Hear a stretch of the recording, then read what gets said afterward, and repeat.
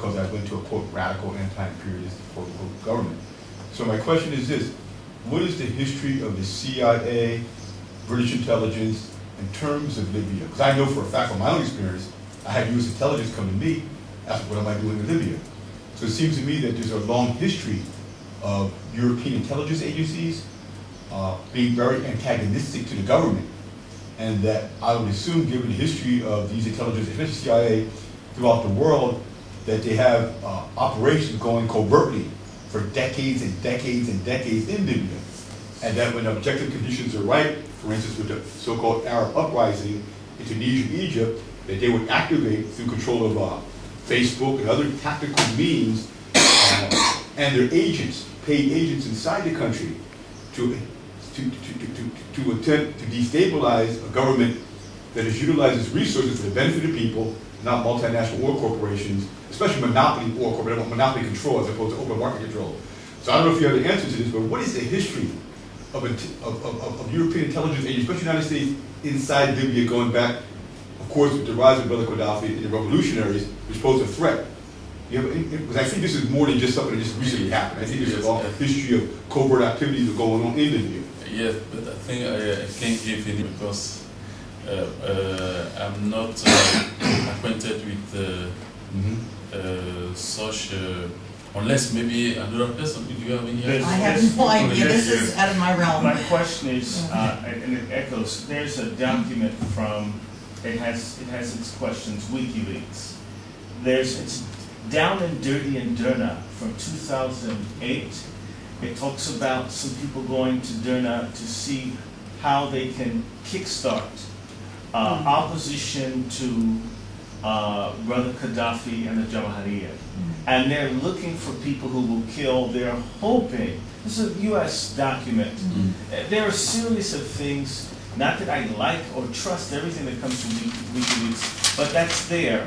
And then there are other issues, which is why when he mentions the CIA, one of the biggest concerns, I went to about 300 of the WikiLeaks documents for Libya.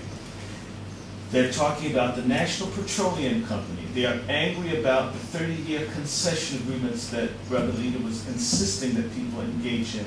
There's fear that the Chinese are coming in, fear that their relationships with the Russians, fear about the African Union.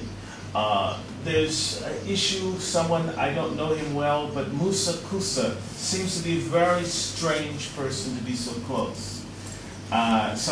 Do you follow? Well, he's gone. I know he's gone, but you could have seen that in WikiLeaks that someone is giving personal information on Mr. Gaddafi's sons and families. It couldn't be someone that wasn't around them on a daily, face-to-face basis.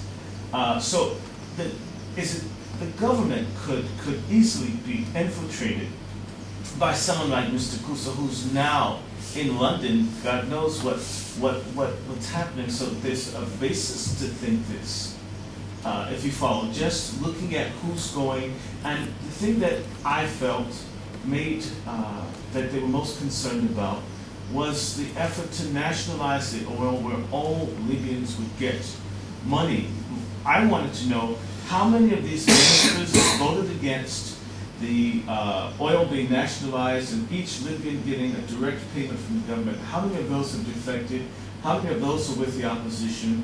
Because you could almost see the connection between the intelligence community, oil, and the killing to people who didn't want to share the resources of this society with the people. Yes. Okay, for my self-observance, then the only thing I can see, I see like everybody, as ministers are defecting every day, and I think they may be connected to the conspiracy, but to bring a personal analysis, I think I'm not the real person for that. But what I can just stress on is that, as a fact-finding commission and an NGO, we try us, because we are this NGO, we just built it at the beginning of this event, and we are from different. She's teacher and I am from the civil society, and the other one is an entrepreneur. Then we just say, okay, we should not abandon Libya. It is better to gather ourselves as foreigners to call other people from all over the world to come to witness the fact here. But to have a specific political asset on the situation in Libya, really, we are not real person adapted to answer it. Our problem was just to reveal, to talk to we. Yes, they have said foreigners has left the country. No, foreigners are here because there's nothing. We are in Tripoli, we witness it, and we can testify even to our families, because every day we have calls from our family. I personally, every day they tell me, move, take the first car or the first flight and get away from Libya. I said, there's nothing in Tripoli. I'm living here. Maybe there are certain things, maybe in the eastern region, but we are here. The life is okay. Even friends from Europe, they're calling me. That was our real perspective, to call other people, and with our relation with some of our Libyan friends, we put in place this NGO. Even this building is not ours. We are just using it for the short time.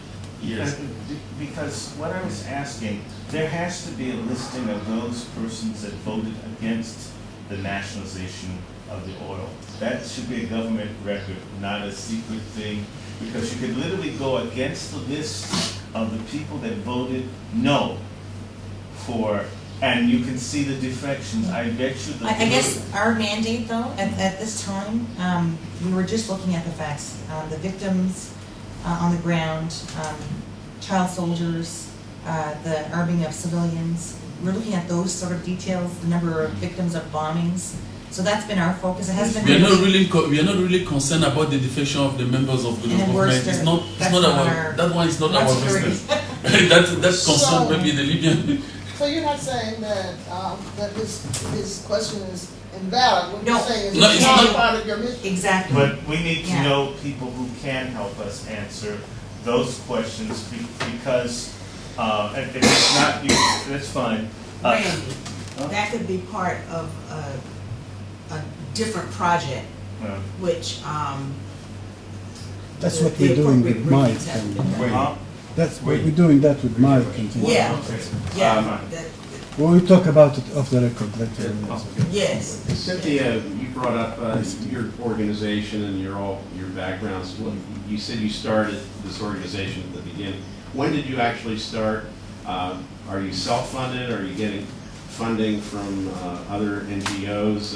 Can you just tell us a little bit about what your mission is and Yes, great. who you actually are? Yes. I work for free. We are all Join the club. We are all volunteers. We are all volunteers. And Could you state your name and spell it in your title for the record? yes, I'm Gilbert Cantor. I'm a communicator and Secretary General of the Pan-African Democratic Movement for the Renaissance. It's a youth association. And I also do my business here in Libya. I've been here for almost 11 years. And this situation started while I was here. And some of our friends, they left the country, but we said we can't stay in a country for many years, and the day they have a little problem, we just escape with them. We stay, and some French organization and from French, Tunisia and Italy association, they came here for their visit, and they wanted to witness, because everybody was tired with this information coming from the world press. And when they reach here, they try to meet some, because even those associations who came, which came here, was here before, then Friends of Libya, and they came here to witness the situation. And from there, now we started calling each other. They came, they met my friend Zidane, who is here, and they said, but why